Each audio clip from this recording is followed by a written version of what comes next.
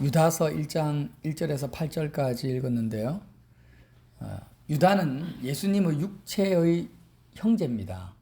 그래서 성경에 보면 야고보서가 있죠. 야고보서. 야고보서는 예수님의 그 육신의 형제 야고보가 쓴 서신서고, 유다서는 예수님의 형제, 동생, 육신적으로 유다가 쓴 편지가 유다서입니다. 그래서 성경에 참 인상적인 것은 예수님의 육신의 형제들이 성경을 쓰셨다라는 거예요. 사도가 되어가지고. 그런데 야고보서도 그렇고 유다서도 그렇고 동일하게 예수님의 육신의 형제들이 고백하는 첫 인사가 있습니다. 이 굉장히 중요한 복음의 핵심인데 뭐라고 합니까? 예수 그리스도의 종이요, 이렇게 합니다. 유다서 1장 1절에 예수 그리스도의 종이다. 나는 예수님의 동생이다.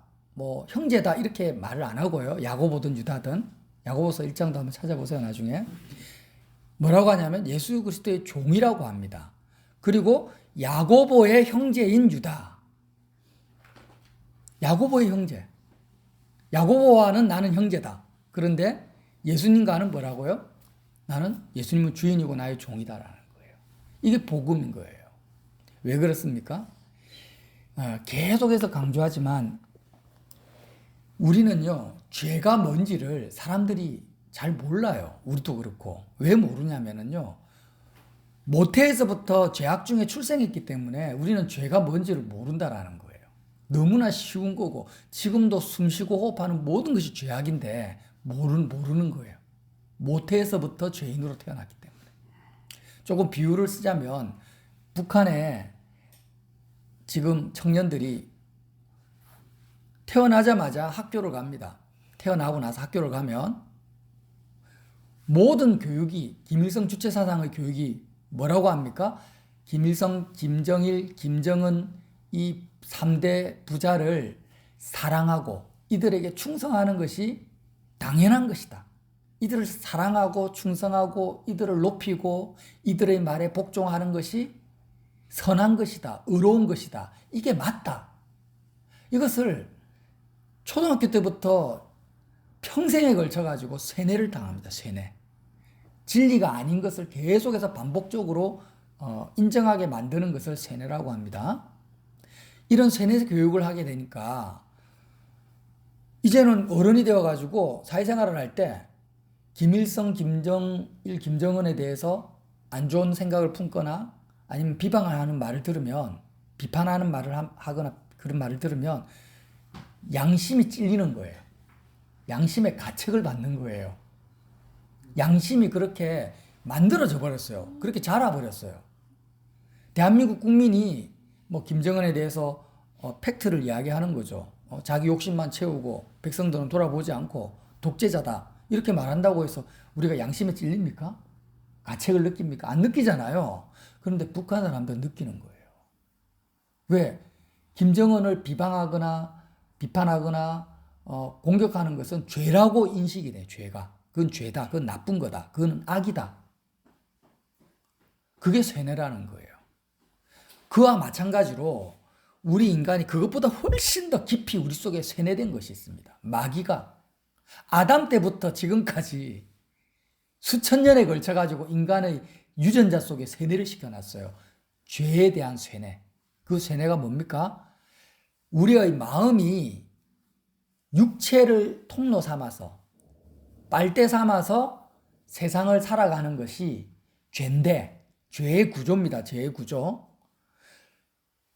아담 때부터 지금까지 그렇게 살아왔기 때문에 북한 사람들이 김정은을 사랑하는 것이 의롭다고 생각하는 것처럼, 마땅하다고 생각하는 것처럼 내가 마음이 육체를 빨대 삼아서 육체와 접해서 내가 내 육체, 내 몸의 주인이 된 상태에서 내 몸이다, 내 팔이다, 내 다리다, 내 눈이다, 내 귀다. 이렇게 내가 내 육체의 주인이 된 상태에서 육체를 빨대 삼아서 세상에 꼽아서 이 세상의 좋은 것들을 추구하는 이 죄의 구조가 죄라고 인식을 못하는 거예요. 당연하다고 생각하고 사람은 원래 그렇게 사는 거라고 생각을 하는 거예요. 성경을 통해서 만약 유일하게 그 죄를 깨달을 수가 있는 것입니다. 자, 내가 내 몸의 주인이 되어가지고 사람들을 돕고 거짓말하지 않고 가정적으로 살면 나는 죄인이 아니다라고 생각하는 거예요. 죄인이 아닙니까? 죄의 구조 속에서 살아가는데 어떻게 죄가 아닐 수가 있어요? 그러니까 하나님 보시기에는 내가 내 육체를, 마음이 육체와 접해가지고 육체를 통로 삼아서 사회적으로 의를 행하든 아니면 도덕적으로 악을 행하든 전부 다 똥통 속에 있는 거예요. 그냥 죄의 구조 속에 있는 거예요. 근데 이걸 깨닫지를 못해요. 깨닫지 못하니까 죄책감을 어디서 느끼냐면은 사회에서 정한, 마치 북한 사람들이 세뇌 교육을 당한 것처럼 사회에서 정한 도덕과 규범과 윤리를 어길 때 내가 죄책감을 느끼지. 내가 내 몸의 주인이 된 상태에서는 죄의식도 없고 당연하다고 생각하고 그것이 의롭다고 생각하는 거예요. 오히려 자기 개발을 해야 된다 이렇게 생각을 하는 거예요. 끔찍한 거죠. 그래서 오늘 말씀을 하나하나 봅시다. 3절, 사랑하는 자들아 우리가 일반으로 받은 구원. 이 유다께서, 예수님의 동생 유다가 구원에 대해서 이제 내가 너희에게 하려는 생각이 간절하던 차에, 구원이 무엇인가에 대해서 편지를 하려고 하던 차에 성도에게 단번에 주신 믿음의 도를 위하여 힘써 싸우라는 편지로 너희에게 권하여야 할 필요를 느꼈다. 그러니까 구원에 대한 깊은 어떤 내용을 편지하려고 하다가 그것보다 더 급한 내용이 있어. 그게 뭐냐면 너희에게 주신 믿음의 도, 예수님을 믿는 이 가장 기본적인 믿음의 도를 지켜야 된다. 이걸 잊어버리면 안 된다. 이것을 빼앗기면 안 된다. 이 도를 디펜스해라. 붙들어라. 나는 그 편지를 내가 너희에게 써야 되겠다고 필요를 느꼈다라는 거예요. 구체적으로 믿음의 도가 뭐냐라는 거죠. 믿음의 도가 뭐냐.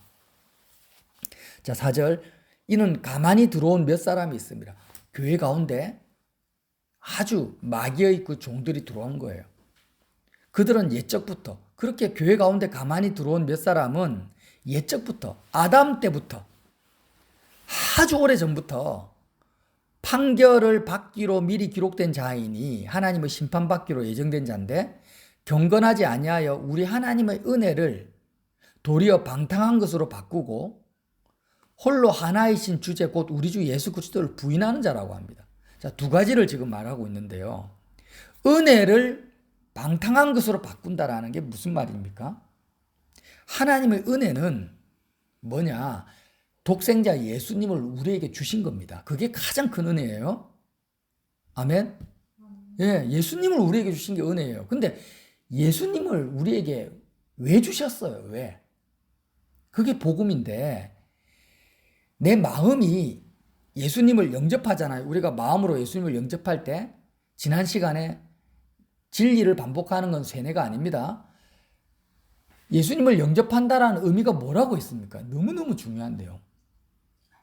내 마음이 내 육체보다도 더 가깝게 예수님을 받아들이는 걸 말합니다.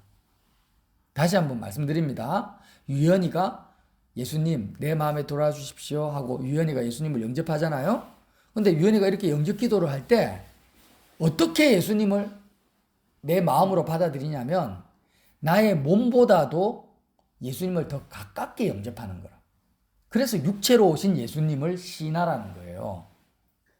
이전까지는 내가 내 몸의 주인이었습니다. 내 마음이 내 육체를 통로 삼아서 세상을 살아가는 내 육체의 주인이었는데 육체로 오신 예수님이 십자가에 죽고 부활하셔가지고 이제 나에게 다가오시는 거예요. 임마누엘 하시면서 우리의 마음의 문을 두드리십니다. 내가 너의 마음에 들어가고자 한다. 예수님 들어오십시오. 내 마음에 들어오십시오. 어디까지? 내 육체보다도 더 가깝게 예수님을 맞아들이는 거예요. 그러니까 이전까지는 옛사람, 구원받기 이전에는 어떻게 살았냐면 내가 내 몸의 주인으로서 세상을 살았습니다. 그러나 이제 예수님을 내 마음에 영접한 이후로는 내 마음에 예수님을 더 가깝게, 내 몸보다 더 가깝게 내 예수님을 끌어안으니까, 영접하니까 예수님은 오늘 뭐라고 하십니까? 사도 유다께서 홀로 하나이신 주제라고 합니다. 영어로는 마스터, 로드. 예수님은 주인이라는 거예요. 주인. 모든 것의 주인이라는 거예요. 창조주시라는 거예요. 그러니까 예수님을 영접을 하니까 예수님은 어떻게 영접이 됩니까? 나의 머리로서, 나의 절대적인 주인으로서 내가 마음으로 영접을 하는 겁니다.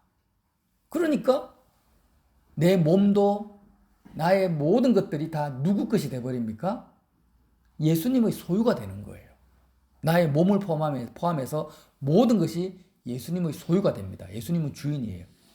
자, 나의 육체는 인격이 아니죠. 나의 육체는 인격이 아니에요. 말 그대로 그냥 썩어서 없어질 거예요. 죽으면 끝입니다. 그러니까 내 몸을 내 마음이 딱 영접을 한 상태, 이게 죄의 구조입니다. 이 상태에서는 내가 주인이 될 수밖에 없는 거예요. 그러나 예수님은 살아계신 인격체예요. 그리고 만유의 주인이시고 만왕의 왕이시기 때문에 예수님을 마음으로 1차적으로 내가 붙들게 되면 예수님은 주인이니까 나는 자동적으로 뭐가 됩니까? 예수님의 종이 되는 거예요.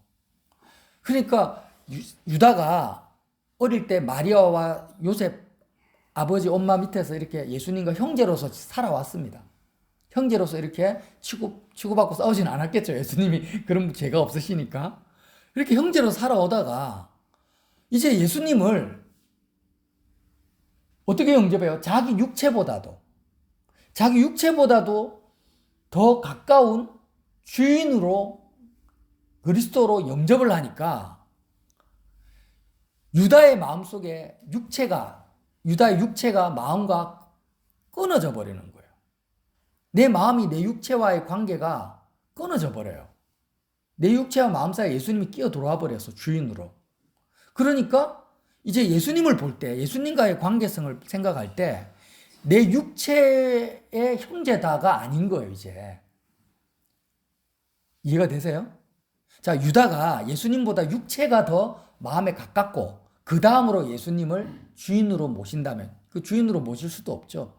그렇게 된다면 관계가 육체, 두 번째가 예수님이면은 예수님은 당연히 자기 형제지, 형제. 육체가 먼저니까. 그런데 예수님이 자기 육체보다도 더 먼저 가깝게 주인으로 들어오니까 이제 어떻게 돼요? 예수님은 나의 형제가 아니라 나의 주인이 되는 것이고, 내가 자기를 소개할 때 나는 예수의 형제다 이렇게 안 하고 예수님의 종이다 이렇게 말할 수밖에 없는 거예요. 복음 안에서. 그런데 이 하나님의 은혜를 방탕한 것으로 바꾼다라는 것은 예수님을 나의 육체보다도 더 가까운 육체로 오신 그리스도로 보내주셨는데 그 은혜를 버려버리고 자신의 육체를 예수님보다 더 가까운 존재로 여전히 붙들고 있는 상태가 뭐냐면 은혜를 방탕한 것으로 변질시켜버렸다는 거예요. 지금 수많은 기독교인들이 이렇게 하고 있지 않습니까? 여러분, 예수님 영접한다라는 걸 쉽게 생각하지 마시고 그냥 너무너무 값싸게 생각하시면 안 돼요. 다시 한번 말씀드려요. 내가 계속 반복합니다. 죄라는 것은, 죄의 구조라는 것은 내 마음이 내 육체를 통로 삼아서 세상을 살아가는 거예요. 그래서 요즘 보면은 연예인들 같은 경우 뿐만 아니라 젊은이들이 자기 얼굴, 외모 예쁜 거 자랑하죠. 지금 현대에 가장 많이 돈을 쏟아붓는 게 어디에 있어요? 뷰티, 미, 패션, 이런 것에 명품, 사람들의 모든 그 에너지와 물질과 자기 재력을요, 거기에 다 쏟아부어요, 사람들이. 다 자기 육체를 위한 거예요. 그러니까 자기 얼굴 예쁘다고, 신체가 건강하다고, 키 크다고, 외모가 좋다고 자랑하는 것은 뭐와 같냐면 하나님 보시기에 나는 예수님을 주인으로 모시는 사람이 아니다. 나는 철저하게 내가 내 몸의 주인으로 구원받지 못한 마귀에게 속한 자다라는 것을 대놓고 홍보하는 거예요. 나 얼굴 예쁘지? 나 신체가 건강하지? 나 키 크지? 나 이런 스펙이 있어. 육체적으로. 이렇게 자기 몸과 자기 외모를 자랑하는 것은 예수님이 나의 주인이 아니라는 것을 대놓고 홍보하는 거예요. 예수 안 믿는 사람들은 그렇게 한다 할지라도 예수님을 믿는 그리스도인들은 절대 그렇게 하면 안 돼요. 제 말은 자기 외모를 가꾸지도 말고 뭐 건강도 무시하고 이렇게 하라는 게 아니라 예수님을 정말 나의 몸보다도 더 가까운 그리스도로 내가 영접했다면 주님의 명령을 따라서 내가 내 몸을 가꾸고 내 외모를 주의 종으로서 내 몸이 내게 아닌 거예요. 말 그대로 그리스도의 몸입니다. 그러니까 목회자나 선교사님들만 예수의 종이 아닙니다. 예수님을 영접한 모든 사람들은 내가 바로 그리스도의 종입니다. 내가 종이에요, 종. 여러분, 종으로 산다라는 것이 얼마나 좋은지 아세요? 주인이 못돼 처먹었기 때문에 종이 힘들 뿐이지, 주인이 정말 의롭고 힘 있는 분이라면, 공의롭고 정의로운 사람이라면 종의 삶만큼 편한 게 없어요. 종은요, 자기 소유가 없어요. 일단 자기 소유가 없어요. 소유가 없으니까 염려도 없고 걱정도 없고 먹고 사는 것에 대한 모든 책임을 다 주인이 다 짊어지는 거예요. 종을 보호하고 종의 의식주를 책임져 주는 것이 뭐냐? 주인입니다. 그리고 종은 자기 존재 자체도 주인의 소유인 거예요. 그러니까 우리가 그리스도의 종이라는 것은요, 이것만큼 우리에게 큰 자유를 주는 게 없어요. 내가 가지고 있는 모든 것은 다 주님 거예요. 주님 거. 주님은 나의 주인입니다. 나의 왕이세요. 그러니까 여태까지 내가 내 몸의 주인이 되어가지고 육체를 통로 삼아서 사업도 하고 뭐 가정도 꾸리고 결혼도 하고 다 했는데, 내가 주인이 되니까 세상의 모든 문제, 세상과 접하는 모든 문제들 있잖아요. 내가 세상과 접하면서 생기는 모든 문제들이 내가 내 육체의 주인 되었기 때문에 내가 전부 다 짊어져야 될 나의 짐이고 부담이고 나의 고역입니다. 고역. 그게 인생들이 실제로 짊어지고 있는 죄의 무게예요. 이게 다 어떻게 돼요? 내 마음이 육체와 달라붙어 있기 때문에, 내가 내 몸의 주인 되었기 때문에 육체가 통로가 되어가지고 접하는 세상에 일어나는 모든 문제와 고통과 죄악과 이 모든 것이 다 내가 짊어져야 되는 거예요. 그런데 예수님이 오셔가지고요, 이렇게 나의 세상과 나의 통로되는 육체를 십자가에 못 박아버리시고 이제 예수님이 나의 통로가 되니까 내 마음의 방향이 육체와 달라붙었을 때는 세상을 향하게 돼요. 이거 어쩔 수가 없어요. 여러분, 그 워터파크에 가면은 슬라이딩 하는 그 미끄럼틀 있잖아요. 그럼 높은 데서 한번 타보셨어요? 그게 무조건 타게 되면은 내 몸은 정해진 곳으로 다이빙 하게 됩니다. 그 슬라이더 미끄럼틀이 이렇게 쭉 내려가다 보면 그 풀장으로 연결되잖아요. 무조건 거기 통로에 일단 올라탔다고 하면은 지정된 장소에 빠지게 되는 거예요. 마찬가지입니다. 우리의 마음이 내 육체에 딱 달라붙으면, 내가 내 몸의 주인이 되면은요, 내 마음은 그냥 선택의 여지가 없어요. 무조건 세상에 빠지게 돼 있어요. 내가 내 몸에 달라붙어 있으면 내 마음이 아무리 애를 써도 소용없어요. 그냥 세상의 문제, 세상의 좋음과 나쁨에 푹 빠지게 돼 있어요. 그냥. 어느 정도로 빠지냐? 소돔과 고모라 사람들처럼 빠지는 거예요. 그냥 끝까지 가는 거예요. 그런데 내가 예수님을 내 마음의 통로로 삼으면은요, 이것도 마찬가지예요. 무조건 나는 하늘로 들어가게 돼 있어요. 천국으로. 하나님 아버지께로 그냥 빠지게 돼 있어요. 그래서 예수님은 나는 구원의 길이다, 내가 그 길이라고 하시는 거예요. 그러니까 내가 노력하고 애쓰고의 문제가 아니라는 거예요. 그냥 단순합니다. 왜 하나님께서 예수님의 육체를 십자가에 못 박아서 그렇게 하나님의 진노와 저주를 예수 그리스도의 육체에다 퍼부었겠어요. 사람들이 죄의 구조대로 살아가는 거예요. 마음이 자기 육체를 빨대 삼아서 통로 삼아서 온갖 세상의 죄를 다 짓고 다 범하고 사니까 야, 내가 이제 눈 뜨고 못 보겠다. 네가 네 마음의 그 육체를 통로 삼아 가지고 세상을 흡입하고 사는데 내 육체를 예수 그리스도 육체에 연합시켜 가지고 나의 진노를 거기 다 쏟아붓게. 그래서 그리스도의 육체가 처참하게 십자가에서 죽고 피 흘리고 채찍에 그렇게 사지가 찢겨나가는 피 흘림을 당하는 걸 볼 때 우리가 어떤 마음을 가져야 되냐면 하나님이 내가 내 육체의 주인 되는 것을 저렇게 싫어하시는구나. 내 마음이 내 몸의 주인 되어 가지고 살아가는 그것을 저 정도로 분노하고 싫어하고 끔찍하게 저주하시는구나라는 것을 봐야 되는 거예요. 서양 사람들은 못 봐. 당연하게 생각해. 세뇌가 되어서. 근데 저와 여러분은 이 복음, 이 믿음의 도를 지켜야 되는 거예요. 그럼 사도 유다께서 지금 그 말씀을 하시는 거예요, 여러분. 자, 조금만 더 깊이 있게 묵상하고 마칠게요. 5절 보세요.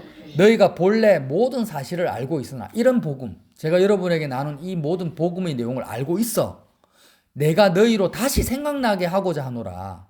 저도 계속 반복적으로 지금 이걸 말씀드리는 거예요. 자, 5절에 주께서 백성을 애굽에서 구원하여 내시고 후에 믿지 아니하는 자들을 멸하셨어요. 출애굽기 말하는 거죠. 그러니까 이스라엘 백성들을요, 애굽에서 구원해 내셔서 세상과의 관계성을 끊으셨어. 홍해를 지난다라는 것은 세례를 받았다. 그리스도와 함께 십자가에서 죽었다라는 거 아니에요. 그런 구원받은 백성들이 출애굽에서 광야로 나왔는데 하나님의 모든 은혜, 예수님을 이 땅에 보내셨어요. 십자가에 못 박으셨어요. 부활하셨어. 하나님의 구원의 역사를 다 나타내서 그들이 다 경험했어요. 그랬는데 후에 믿지 아니하는 자들, 그럼에도 불구하고 이스라엘 백성이 어떻게 했다라는 거예요? 하나님보다도 자기 육체를 마음으로 더 붙들었다라는 거예요. 그러니까 광야에서 맨날 고기 주십시오. 애굽에서는 고생은 했지만 내가 그래도 부뚜막에서 고기라도 먹었는데 광야에 오니까 맨날 만나밖에 못 먹고 뭡니까 하고 원망불평하는 거예요. 그러니까 이스라엘 백성이 왜 광야에서 멸절했냐? 그런 모든 이적과 기적과 십자가의 복음을 그렇게 모델 케이스로 애굽의 10가지 재앙과 출애굽 그 유월절 사건 있잖아요. 유월절 사건, 그 십자가 사건을 그대로 재현한 거 아닙니까? 홍해 사건, 그것도 그대로 재현한 거예요. 그걸 다 경험했는데도 결국에는 자기 마음을 육체에서 끊어내지를 못하는 거예요. 자신의 정과 욕심을 십자가에 못 박지 않는 거예요. 계속해서 자기 몸의 주인은 나다라고. 하나님은 그 다음이에요. 그렇게 하니까 원망하고 불평할 수밖에 없고 육체가 통로가 되니까 뭐가 있습니까? 광야에 아무것도 없죠. 육체를 마음에 딱 붙들고 있으니까 광야를 바라보니까 아무것도 없는 거예요. 원망하고 불평할 수밖에 없죠. 그렇게 하다가 광야에서 멸절당했다라는 거예요. 자, 두 번째 6절, 또 자기 주의를 지키지 아니하고 자기 처소를 떠난 천사들을 루시퍼, 큰 날의 심판까지 영원한 결박과 흑암에 가두셨으니. 두 번째 비유를 합니다. 자기 주의를 지키지 않은 루시퍼가 그 천사장 중에 한 명이잖아요. 미가엘, 가브리엘, 루시퍼가 있었어요. 근데 루시퍼는 요즘으로 말하면 청와대 경호실장 같은 그런 위치에 있었는데 하나님이 너무나 아름답게 창조하셨어요. 정말 모든 권세와 아름다움과 그런 것을 루시퍼에게, 천사를 너무나 아름답게 하니까 루시퍼가 어떻게 됩니까? 교만해졌어요. 마음이 교만해져가지고 자신의 아름다움보다도 하나님을 더 마음으로 가깝게 붙들지 않고 자기의 아름다움을 더 붙드니까, 자기 권세, 자기 영광을 붙드니까 붙들었던 것을 뭐라고 합니까? 자기 지위를 지키지 아니했다고 표현해요. 자기 지위를 지키지 아니하고 자기 처소를 떠납니다. 자기가 있어야 될 마땅할 위치를 떠나버려요. 그래서 하늘에서 떨어진 계명성이라고 하잖아요. 하나님이 하늘에서 쫓아내버립니다. 땅으로 떨어졌죠. 그래서 루시퍼가 심판날까지 영원한 결박과 흑암에 가둬 버린 거예요. 똑같은 말이에요. 광야에서 멸절당한 이스라엘 백성도 구원을 경험했는데 자기 마음이 육체를 떠나지 못했고, 루시퍼도 하나님의 영광보다 자기 영광을 먼저 붙들었기 때문에 이렇게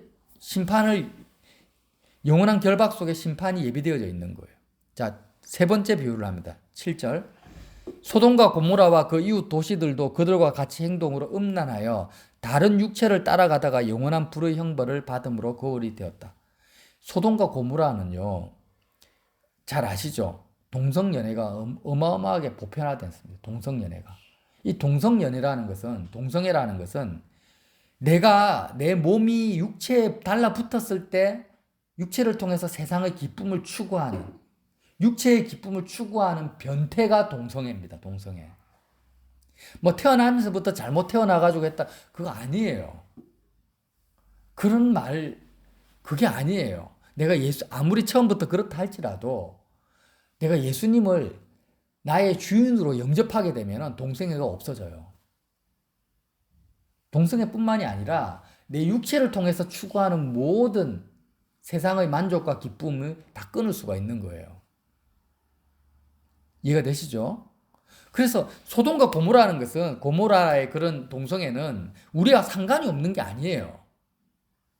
내가 동성애를 하지 않았다 해서 나는 그들과 달라 이렇게 생각하면 안 되고, 소돔과 고모라가 보여주는 것은 뭐냐면 인간의 마음이 자신의 육체를 통로 삼았을 때, 빨대 삼았을 때 어디까지 갈 수 있냐를 보여줘요. 어디까지 변질되고 변태적으로 바뀔 수 있냐를 보여주는 게 소돔과 고모라인 거예요. 그래서 지금 성경이 우리에게 말하고자 하는 게 뭡니까? 너가 지금 예수님을 영접했냐? 육체로 오신 그리스도를 네가 마음으로 영접했냐? 그게 복음이야. 하나님이 주신 은혜야. 그러면은 이제부터 너는, 너의 마음은 너의 육체를 붙들면 안 돼. 너의 육체는 그리스도와 함께 십자가에 못 박힌, 그리스도와 함께 세상에 대해서 죽은 자로 너는 여기고, 너는 예수님이 너와 가장 가까운 친구다. 예수님이 너의 친구다. 예수님보다 더 가까운 존재는 없어. 너의 마음과 더 밀착되는 존재는 없어. 근데 예수님을 가장 마음에 가깝게 내가 붙들고 있었는데 그 주님은 살아계신 인격체고 뭐라고요? 홀로 주제라는 거예요. 그 주님은 주인이라는 거예요. 나의 주인일 뿐만 아니라 온 천지 만물의 주인인 것이에요. 그래서 주님의 종이 될 수밖에 없는 것입니다. 우리는 예수님을 영접하면, 모든 사람이. 예수님의 종이 되어서 살아가니까 이제부터는 어떻게 됩니까? 예수님이 나의 통로가 되니까 하나님 아버지를 향해서 마음이 향할 수밖에 없고, 세상과의 관계가 끊어질 수밖에 없고, 그런데 그러한 삶이 경험해 보지 않으면 알 수가 없는 신비한 삶이라는 거예요. 여러분, 이게 구원이라는 거예요. 스팸 신고된 전화입니다. 갑자기 전화기로 녹음하는데 전화로 스팸 전화가 왔어. 죄송합니다. 자, 이제 마지막 이 말씀하고 이제 마칩니다. 8절.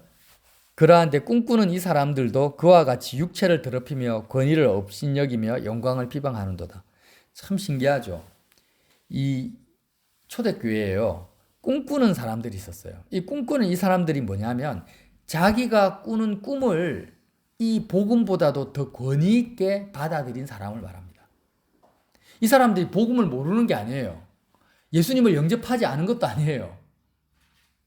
다 복음을 들었는데 자기가 꾸는 꿈을요, 자기가 체험하는 영적 체험들 있잖아요. 특히 꿈입니다. 꿈을 하나님 거기 꿈에서 예수님을 만났든지 하늘에 올라갔든지 그거는 모르겠는데, 꿈의 내용은 자기가 꾸는 꿈을 사도들이 전하는 복음보다도 더 권위 있게 받아들이니까 복음이 어떻게 됩니까? 변질이 돼요. 어떤 식이냐면은, 자, 내가 예를 들어서 예수님이 꿈에 나타나서 예를 들어서 이렇게 말씀하셨다. 이런 꿈을 꿨단 말이에요. 그러면 제 어떤 형제에게 가서 말하는 거예요. 형제야, 내가 꿈에 예수님이 나타나셔가지고 이렇게 말씀하셨더라 라고 말을 하는 거예요. 그러면 그 형제는 믿음을 견고히 지키면 어떻게 되겠어요? 그 사람이 말하는 꿈을 권위 있게 받아들이는 게 아니라 내가 어떤 말을 들어도 내 마음이 예수님의 내가 종이라 내가 직접 예수님과 내 육체보다 더 가까이 있으니까 그 꿈보다도 내가 지금 나와 가까이 있는 임마누엘 하신 예수님께 물어볼 거 아니에요. 예수님, 저 형제가 이런 꿈을 꿔왔는데 이게 맞습니까? 틀립니까? 예수님 말씀해 주세요 라고 내 속에 있는 예수님께 내가 물어보고 예수님께 응답을 받고 인도를 받을 건데 그렇게 하지 않고 그 형제의 꿈을 더 가깝게 내 마음으로 받아들이게 되면 그게 뭐냐면 미혹에 빠진다라는 거예요. 아멘. 그걸 지금 유다가 말하는 거예요. 꿈꾸는 이 사람들도 그와 같이 육체를 더럽혔다라는 거는 예수님이 나의 주인이 되면은 내가 내 몸의 주인이 안 되잖아요. 그럼 육체가 거룩해지는 거예요.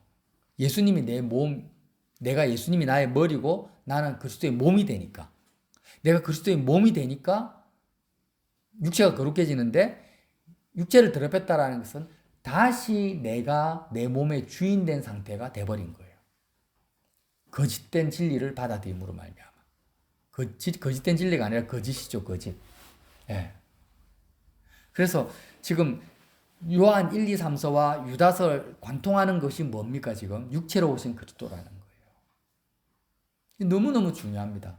여러분, 이 첫 단추가 잘못 끼면은 모든 것이 다 엉키는 것처럼 우리의 신앙의 첫 단추가 예수님을 영접하는 거예요. 근데 어떻게 영접한다? 내 육체보다도 더 가깝게. 그 가깝게 영접하려고 하니까 예수님이 그렇게 하려고 나의 육체보다도 더 가까운 존재로 내 마음속에 들어오시려고 우리의 육체를 짊어지시고 육체의 죄를 짊어지시고 십자가에서 죽으신 거예요. 이게 복음이에요. 만약에 예수님이 내 마음에 들어오는데 내 육체보다도 더 가깝게 들어오시지 않을 것 같으면 주님이 그리스도의 육체가 십자가에 못 박힐 이유가 하나도 없는 거예요. 근데 미혹하는 자, 꿈꾸는 이 사람들은 그 복음의 핵심을 버리게 하는 거예요. 예수님 영접하라고 합니다. 그리고 예수님이 너의 왕이다, 너의 주인이다 가르쳐요. 그런데 뭐는 안 가르칩니까? 너의 육체보다도 더 가까운 홀로 주제이신 너의 유일한 주인 되신 예수를 받아들이지 않게 하는 거예요. 그 주인 자리에 자기가 가기 위해서. 그 주인 자리에 자기가 주인 되려고. 그게 바로 꿈꾸는 자들, 미혹하는 자들, 거짓 사도라는 거예요. 그래서 우리는요, 기도할 때 왜 십자가를 붙들고 예수님께 나아가야 되냐면, 예수님, 지금 내가 영접은 한 번 하는 거 아닙니다. 우리의 기도 자체가, 삶의 기도 자체가 그리스도의 살과 피를 먹고 마시는 것 자체가 영접 기도예요, 사실은. 영접 기도. 그래서 내 마음이 지금 힘들다, 걱정과 염려가 있다, 아니면 외롭다, 이런 모든 순간에 우리가 주님께 기도를 해야 돼요. 예수님께 기도를 하는데 어떻게 기도하냐면, 예수님, 지금 내 마음의 영적 상태를 보니까 내가 지금 나도 모르게 내 육체를 통로 삼아서 세상의 빨대를 꽂고 하나님과의 관계성이 끊어져 버렸네요. 내 마음에 하나님의 은혜와 평강이 없네요, 주님. 내가 다시 십자가 붙들고 예수님을 내 마음으로 영접합니다. 나의 주인으로, 나의 왕으로, 나의 머리로 주님을 영접합니다. 나의 육체는 그리스도와 함께 십자가에 못 박힌 자입니다. 주님은 말 그대로 나의 모든 것의 주인 되십니다. 이 기도를 믿음으로 하게 되면요, 어떤 일이 벌어져요? 내 마음과 육체의 관계성이 끊어진다라는 것은 세상과 나의 관계가 다 끊어져 버리는 거예요. 유다가 그렇잖아요. 유다가 마음에서 육체와의 관계성이 끊어지니까 십자가에서 예수님이 더 이상 내 형제가 아닌 거야. 예수님이 나의 주인 된 거예요. 그러니까 내가 여태까지 염려하고 근심하고 짊어졌던 모든 짐들이 한순간에 예수님이 나의 주인 되는 그 순간에, 육체 관계성이 끊어지는 순간에 다 주님의 것으로, 주님의 권세 안으로 다 들어가 버리는 거예요. 할렐루야. 여러분, 이게 얼마나 큰 자유인지 아세요? 예를 들어 청년들이 취업 문제 때문에, 결혼 문제 때문에 고민을 하고 있다. 그 고민하고 있는 자체가 뭡니까? 내 마음이 이미 내 육체의 주인 된 상태인 거예요. 이미 죄의 구조 속에 있는 거예요, 그게. 세상의 마귀의 권세 속에 있는 거예요. 그 자체가. 고민하고 염려하는 것 자체가. 근데 그때 육체로 오신 예수님을 시인하고 내가 십자가 붙들고 예수님을 내 육체보다 더 가깝게 영접을 하게 되면 내가 여태까지 고민하고 붙들었던 취업 문제, 결혼 문제들이 나와 다 끊어져 버려요. 그 모든 문제들이 주인 대신 예수님의 권세 속으로 다 들어가 버리는 거예요. 예수님의 책임 속으로 다 들어가 버려요. 그러니까 나는 이제부터 뭐 하면 됩니까? 그리스도의 종이니까 예수님의 말씀에 순종만 하면 되는 거예요. 아무것도 책임질 게 없어요. 아무것도 내가 염려하거나 걱정할 게 없어요. 그냥 주인 대신 예수님의 말씀에 순종만 하면 돼요. 이미 나는 하나님 아버지께 속한 자고 구원받은 자인 거예요. 이미. 구원이라는 것은 내가 그리스도의 몸이 되는 것을 말합니다. 그 구원의 즐거움, 기쁨을 회복시켜라는, 그걸 회복하라는 것입니다. 뭐로 회복할 수 있습니까? 그냥 기도하면 돼요. 아주 단순하죠. 기도하면 돼요. 기도하면 돼요. 근데 이 기도를 안 해요. 이 기도를 안 한다라는 거예요. 기도합시다. 네. 기도라는 것은 뭐 주문해 오는 것도 아니고 이렇게 믿음의 도를 내가 주님 앞에서 고백하는 것입니다. 주님을 나의 주인으로 영접하는 겁니다. 그렇게 하셔서 정말 이 유다서 조금 더 제가 좀 장황하게 오늘 말씀을 나눴지만 계속 반복적으로 드리는 이 진리의 말씀을 꼭 실천해 보십시오. 마음에서 정말 예수님을 영접해 보십시오. 십자가 붙들고 나의 육체를 십자가에 못 박아 버리신 그리스도의 공로를 붙들고 예수님을 주인으로, 진짜 내 삶의 주인으로 한번 영접해 보세요. 한꺼번에 다 정리가 돼 버려요. 내 모든 인생이. 그런 저와 여러분 되시기를 예수님 이름으로 빌어드립니다.